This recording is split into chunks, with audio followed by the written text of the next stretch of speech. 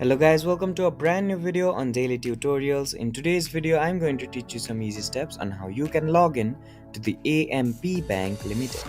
So for you to do that, firstly make sure that your device is connected to the internet and then open up a web browser. Once the web browser opens up, on the search bar type in AMP Bank Limited and then hit the search button.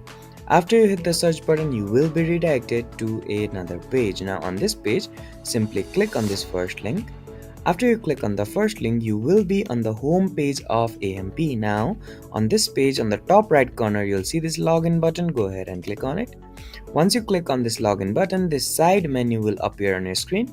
Now, on this side menu, simply fill in your username here, your password here, and then click on this login button. Once you click on this login button, and if you have filled in your correct credentials, your account will be logged in the AMP. I hope this video was helpful. Don't forget to like, share and comment on the video, and do subscribe to the channel for more such amazing tutorials. Thank you for watching.